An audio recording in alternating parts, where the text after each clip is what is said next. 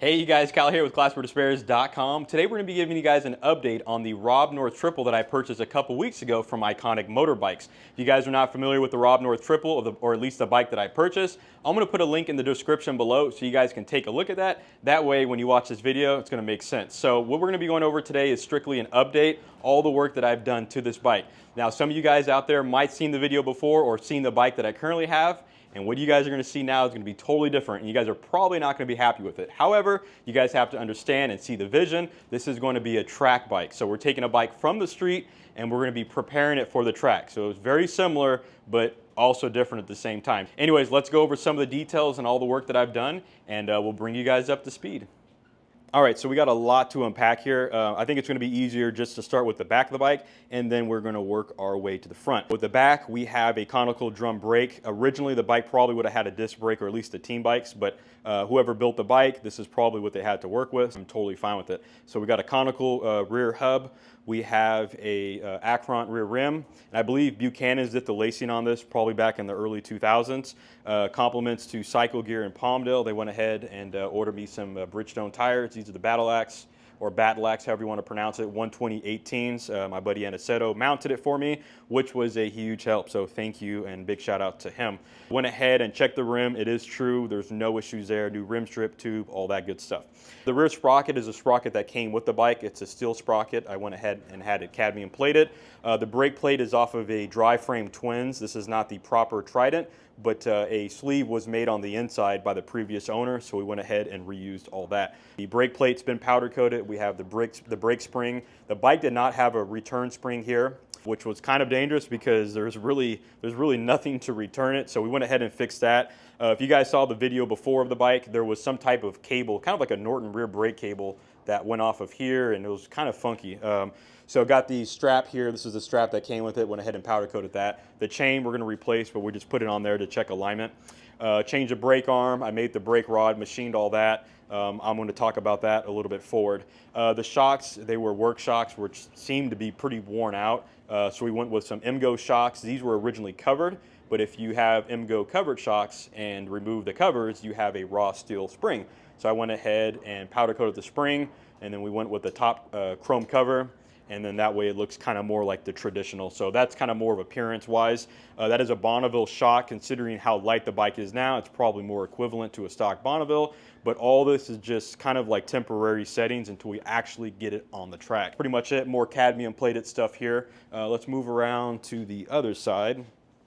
I went ahead and did a speedometer delete. So really the speedo drive would have been right here. I used the original locking ring here. I didn't really think making a new one is going to make any difference here, but I went ahead and made this piece here, and obviously CAD plated everything here. Really important thing that we always check is the center line of the tire, which is going to be directly in line with the headstock of the frame, and then we also check the center line of the chain. So the offset is correct. Everything is good to go as far as the rear. Let's start looking at the rear set. So I went ahead and machined the rear sets. I machined the pegs here, machined all this. My dad welded it. It's not pretty, I'll be honest with you. It's been CAD plated, but it's definitely going to work, and it's strong, and it's going to be totally fine. This was the rear brake switch.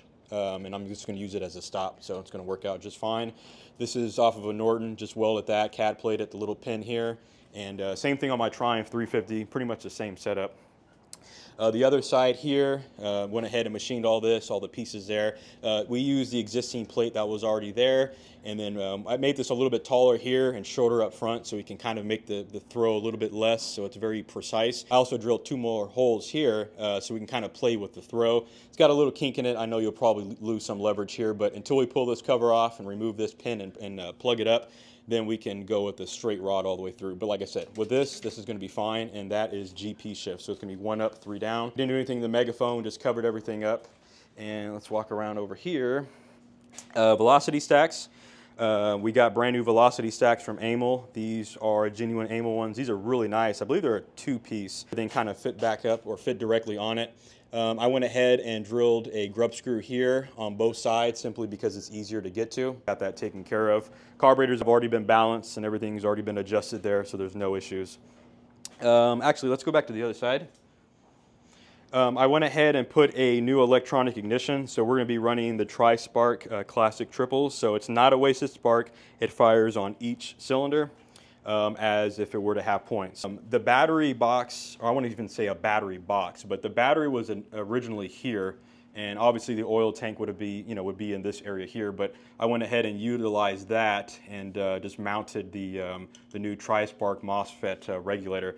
And then it just made sense because your stator wires are here, so we got all that wired there. So the wire pretty much runs all the way up the frame, and then we got a ground here, and then it runs all the way up to the single wire, and then we got all that going on in there. So we got three 12-volt coils, and then this is batteryless, so we got the capacitor sitting right there in the center, and then I also wired a kill button. Everything's good there. I've already got the bike running. We've done it static timing so far at 38 degrees. We got the wire running up to the frame. So as far as the wiring, the carburation, everything is good on that front. And let's make sure we're not missing anything here. We're going to be going with some bolts and CAD plate in them, so I got all the dimensions off that. Oil tank, I'm going to get to that in a second. So let's keep moving forward because this is where all the business is going to be taking place. So obviously the front end is completely apart. Frame design, whether it's a high boy or low boy, is very modern. I mean, it's like a modern bike. I mean, theoretically, you pull the tank off, everything's exposed right there. I know I've talked about this in the video before, but it's so cool to be able to see that style in the late 60s. So the top triple tree here is not tapered. So you can raise and lower the front end, however you want to do it. So the adjustability on this bike is really remarkable considering the year of the bike and when it was manufactured. So anyways, with that being said, this fork assembly on the drive side is completely done. New fork tubes by MGO, beautiful fork tubes. We have the original fork legs that came with the bike. I went ahead and had them powder coated. A place over here in Rosemont called Willow Springs Powder Coating did a phenomenal job. They listened, right? I told them to mask everything off. They did that, and even underneath, they went ahead and did that. So big shout out to them on that, because some of you guys know powder coaters, which I get. Not everybody knows motorcycles or cars or what to plug and what not to plug. I went ahead and laid everything out for them, and they did just that. We're actually running fork boots on this. So we have oil and frame front end with fork boots. I made an adapter there. That way this bike kind of looks more like a teen bike from the early 70s, right? Steel lowers, caliper, even though it's all aluminum, oil and frame, it just gives it that certain look and that certain feel that I don't really get with polished lowers and things of that sort. So everything's been rebuilt on the inside. All new parts, fork tube, seals, everything is nice and smooth. So everything is good on that behalf. Took off the top and bottom tree. There's tapered bearings on the inside. We greased everything up, cleaned everything up, put it all back together. And speaking of bearings, let me go back. I almost forgot. When I had the wheel off, the swing arm had a considerable amount of play from side to side. So we went ahead and took care of that. They're just like the steering stock, the bearing on the top and on the bottom, same thing with the swing arm. It's very, very simple, and it essentially preloads it. So we got rid of that side to side movement. And when you want to adjust these, even on like a dry frame or other Triumphs, you want to lift the swing arm up, and you should be able to persuade it. You should be able to push it down. And that's exactly what we did, so there's no side to side. So that's been adjusted, and this has been adjusted. All these pieces have been CAD plated, so it's really nice. That's kind of more of a modern touch. That came with the bike, so we want to be able to retain that. I took a lot of stuff off. As you guys can see right here, there's a lot of pieces that came off this bike. This is not even all of it. So if you guys are wondering, why would you do that? Well, I want this bike to be a track bike. Most guys that are building Rob North triples are not building them for the street, they're building them for the track. That's what this bike has. It's race bred. It belongs on the tracks. Pretty much what we're going to be doing here. Got the calipers there. They're just pretty much hanging. I'm probably going to reuse the lines, make some new hard lines, kind of clean them up a little bit. I know some of you guys might be interested in like, hey, how did you make this work? I'm going to show you. I made an adapter here. So I machined this adapter, and it literally just slides over the tube, and you have a set screw that would fit in. Oh, right there. Hope you can kind of, there it goes. It's focusing. It sets in right there, and it simply just clamps on the tube. And once you clamp it on the tube, you can slide the fork boot over it. 97-1645. Yeah, we're running the earlier Triumph fork boots, and stays in place. So there's no spring under here. It's just all for looks, and it also protects the fork seal. So that's actually pretty cool. Let's talk about the front wheel assembly. So we have a this is an 18-inch BT46 again from Cycle Gear. Brand new tire, new tube, rim strip, all that. We have brand new girdling rotors on here. Everything's pretty much straightforward. I believe Buchanan's also did lace this one too. The only issue that I'm running into, and it's a concern, is the hub itself, the face of it where the carrier bolts to.